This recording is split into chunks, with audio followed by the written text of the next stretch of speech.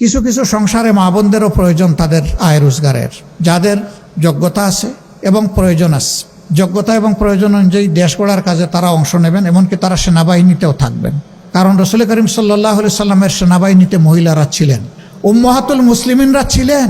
একমাত্র বদর যুদ্ধ ছাড়া সকল যুদ্ধে আল্লাহ রসুলের সাথে কমপক্ষে আমাদের একজন মা আল্লাহ রসুলের সাথে ছিলেন। শুধু একজন মা না, বিপুল সংখ্যক মহিলা যুদ্ধে অংশগ্রহণ করেছেন। যুদ্ধের মতো কঠিন কাজ যদি রাসূল করিম সাল্লাল্লাহু আলাইহি সাল্লাম তাদেরকে শরীক করেন, তাইলে দুনিয়ায় কোন কাজটা আছে তারা পারবেন না? অতএব তাদের যেখানে প্রয়োজন আছে এবং যেখানে যোগ্যতা আছে তারাও কাজ করবে। তবে এখনকার সমাজে তাদের না আছে সামাজিক নিরাপত্তা, আর না আছে তাদের সম্মানবোধটুকু। ইনশাআল্লাহ দেশ আমাদের হাতে যদি পড়ে, আমাদের অঙ্গীকার আমাদের মা, আমাদের বোন, আমাদের জায়া, তাদের নিরাপত্তা এবং তাদের সম্মানটুকু আমরা পর্যাপ্ত পরিমাণে নিশ্চিত করব ইনশাআল্লাহ।